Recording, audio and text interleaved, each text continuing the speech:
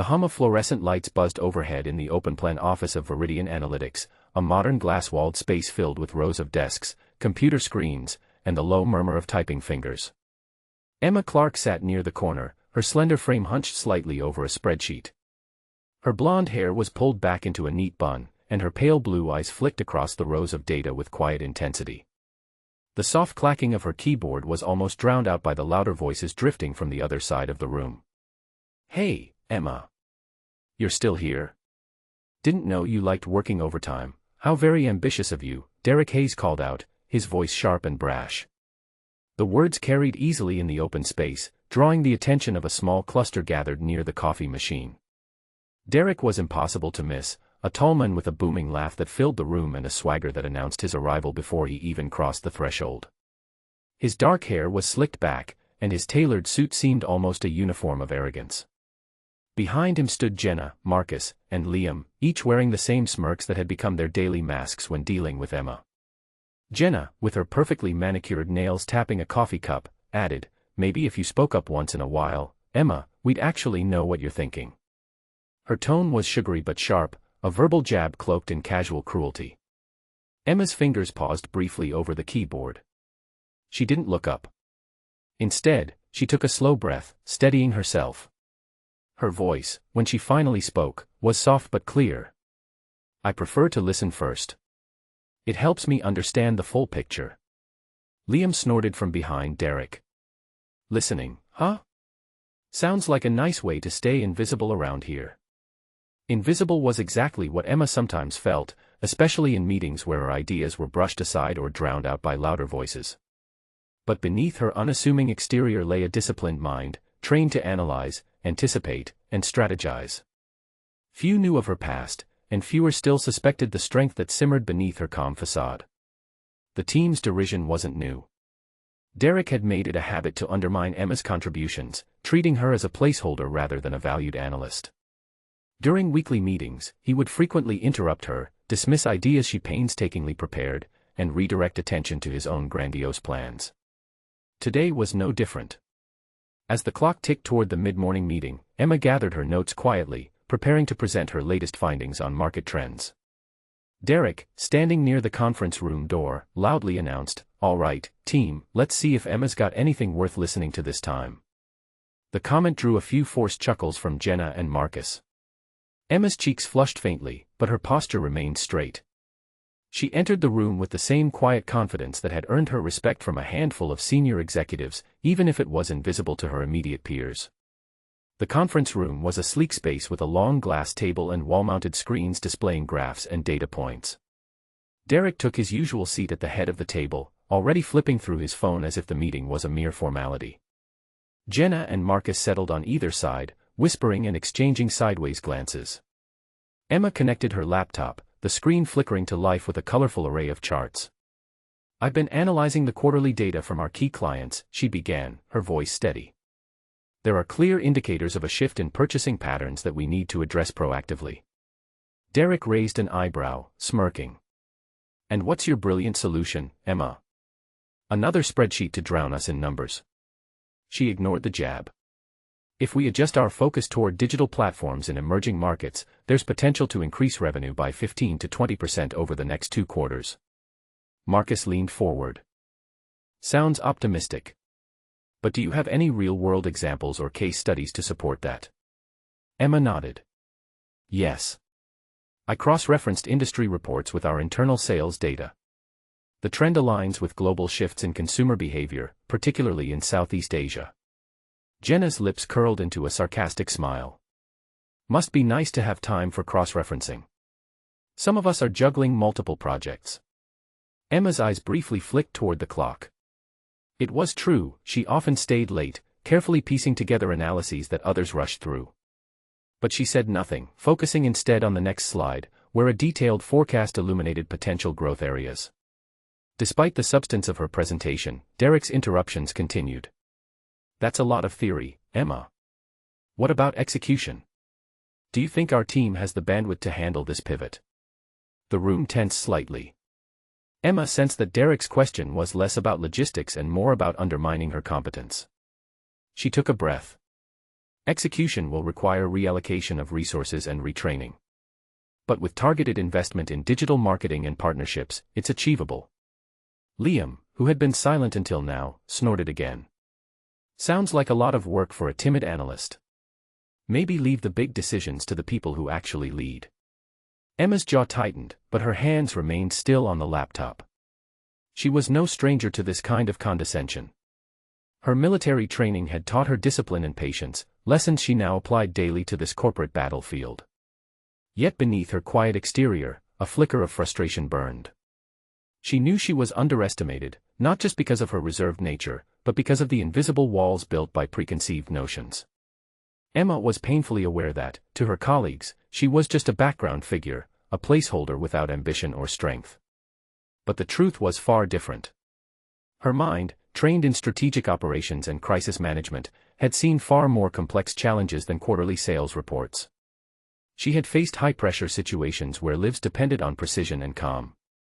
Here, in this glass tower, the stakes felt smaller, yet the battles were just as real, battles for respect, recognition, and the chance to prove that quiet strength could speak louder than bluster.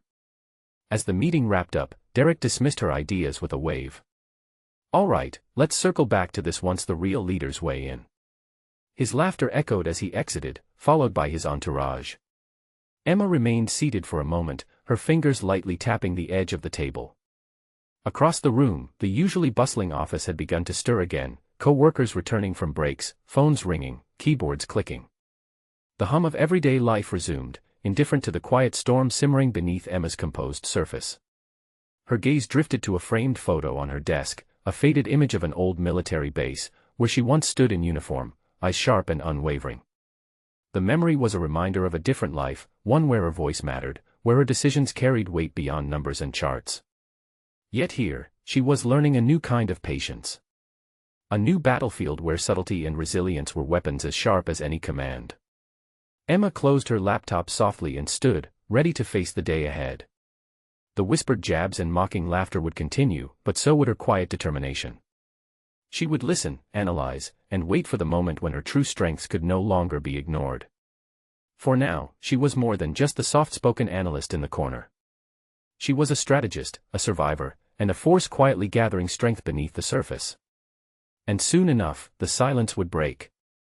The conference room buzzed with anticipatory energy as the company's quarterly presentation to the board of investors was about to begin. Rows of executives filled the sleek seats, their faces a mixture of expectation and skepticism. Emma Clark sat quietly at the side, reviewing her notes on the tablet in her hands. The glow of the large display screen illuminated the charts and figures she had painstakingly prepared over the past week. Derek Hayes, as usual, was center stage, his booming voice carrying across the room as he opened the presentation with bravado. Ladies and gentlemen, welcome. Today, we're showcasing Viridian Analytics' latest projections and strategies for growth. Let's dive in. As Derek clicked through slides filled with impressive numbers and glossy graphics, a sudden flicker caught everyone's attention. The main projector screen went dark. A collective murmur rose, then a ripple of confusion as the backup systems failed to activate. The room dimmed unexpectedly, and the polished presentation was reduced to a blank canvas. A few board members exchanged worried glances.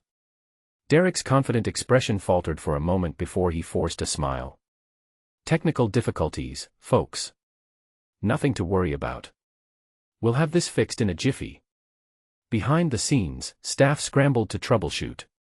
Jenna whispered into her phone, while Marcus hurried toward the AV control panel, fingers flying over the keyboard. Minutes passed, but the screen remained stubbornly blank. The tension in the room thickened, unease spreading like wildfire. Derek shifted uncomfortably, his usual composure cracking. Well, this is unexpected. Maybe someone else can step up while we sort this out. Heads turned toward Emma, seated near the corner.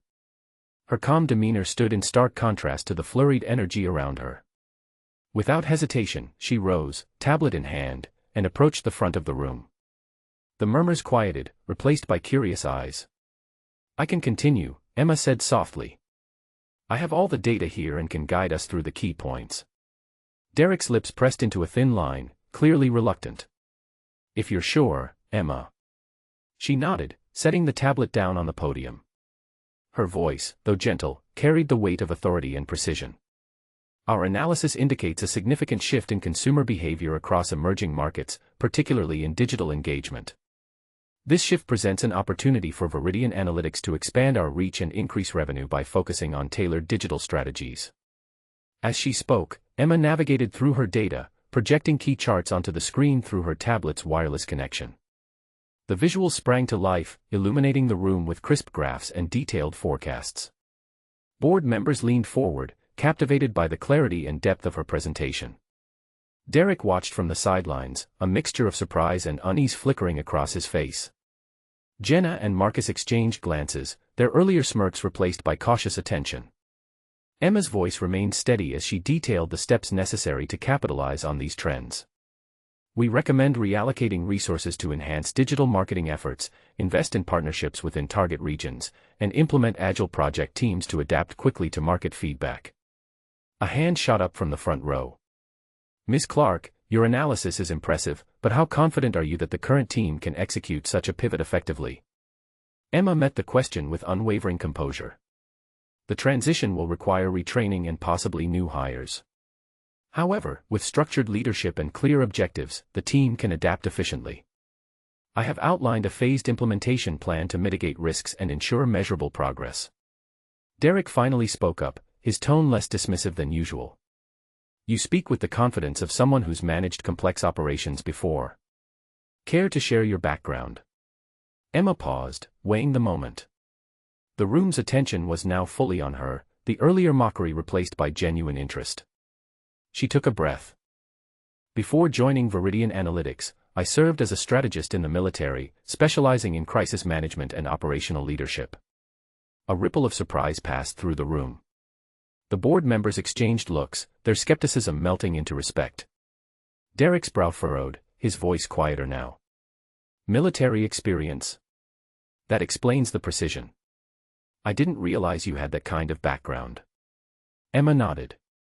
It taught me the importance of composure under pressure and the value of clear, decisive action. Those skills are directly applicable to managing complex projects and navigating unexpected challenges. The atmosphere shifted palpably.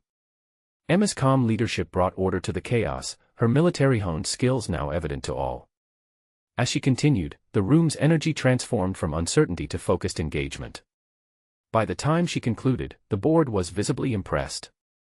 Applause broke out, genuine and enthusiastic. Derek approached her cautiously. I underestimated you, Emma. That was exceptional. Emma offered a small, polite smile. Thank you. I'm here to help the company succeed, however I can. Jenna and Marcus lingered, their earlier disdain replaced by reluctant acknowledgement. Liam, standing near the door, watched silently, his expression inscrutable. As the meeting wrapped up, Emma returned to her seat, her heart steady but her mind alert. The crisis had been a test, a sudden, unplanned moment that revealed more than just her data skills. It unveiled a resilience and capability that even her harshest critics couldn't ignore. Derek gathered the team for a brief huddle afterward, his voice subdued. We need to rethink how we work together. Emma's approach got us through today. Let's learn from that. Emma listened quietly, aware that this was just the beginning. The respect she had earned was fragile, built on a moment of necessity rather than genuine acceptance. But it was a start. As the office slowly returned to its usual rhythm, Emma packed her things with a sense of quiet satisfaction. The military had shaped her, but this world demanded a different kind of strategy, one that required patience, subtlety, and strength beneath the surface. For now, she would continue to prove that her skills went far beyond spreadsheets and presentations. In the crucible of crisis, her true leadership had emerged. And with it, a new chapter in her journey had begun. The hum of the office was different now, less cacophonous, more respectful. Emma Clark navigated the glass halls of Viridian Analytics with a new quiet confidence, her steps measured but purposeful. The aftershocks of the presentation crisis rippled through the company, reshaping relationships and perceptions. Where there had been whispered doubts and veiled mockery, now lingered a cautious admiration. In the brightly lit conference room, Derek Hayes sat with a noticeably subdued posture, the brashness that once defined him tempered by reflection. Across from him, Jenna, Marcus, and Liam exchanged glances before collectively approaching Emma's desk. Their usual smirks were replaced by tentative expressions, betraying their awareness that the dynamics had shifted. "Emma," Derek began, his voice lower and more genuine than before, "I owe you an apology. We misjudged you. Your leadership today saved the presentation, and maybe more than that." Emma looked up from her computer screen, her blue eyes steady but kind. "Thank you, Derek. I appreciate that." Jenna nodded, adding, "We let our biases cloud our judgment. It wasn't fair, and it won't happen again." Marcus offered a small smile. "You've earned our respect." Emma's lips curved into a faint smile, the gesture a quiet acknowledgement of the hard-won victory. Yet beneath the surface, she understood this was only the beginning of a longer journey toward acceptance. Later that afternoon, a visitor arrived at her desk, an older man with a dignified bearing and a gentle smile. He wore a neatly pressed suit, but it was the glance in his eyes that caught Emma's attention, a mixture of pride and recognition. "Emma Clark," he asked, extending his hand. "I'm General Harrison. We worked together years ago." Emma's heart skipped.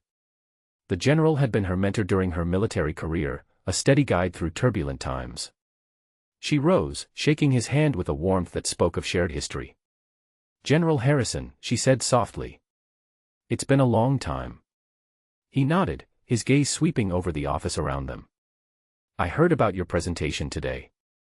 I'm proud of you. You carried yourself with the same resilience and grace you showed in service." Emma felt a flush rise to her cheeks. "Thank you, sir. It means a lot." They spoke briefly, the general offering words of encouragement and reminding her of the strength she carried within, the strength forged through discipline, sacrifice, and unwavering commitment. As he left, Emma sat back down, the weight of his words settling comfortably across her shoulders. The journey from military strategist to corporate analyst had been fraught with challenges, but moments like this made the path worthwhile.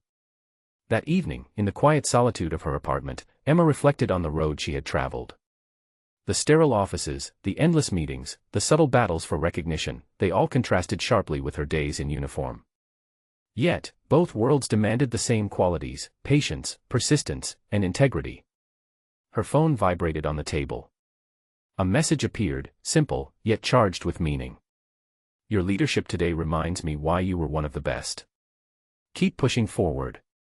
General Morrison." Emma's fingers hovered over the screen before she typed a brief reply, "Thank you, General. I won't forget." Her thoughts drifted to the sacrifices she had made, leaving behind comrades, facing personal loss, and navigating a world that often misunderstood her. Yet she had learned to embrace her unique blend of strength and quiet confidence. She glanced out the window at the city lights twinkling against the night sky. The future was uncertain, filled with challenges both old and new. But Emma Clark was ready to lead, to inspire, and to break through the barriers of prejudice that once confined her. And as the city slept below, she made a silent promise to herself, to never compromise who she was, and to face whatever lay ahead with the same steady resolve that had carried her through every trial thus far.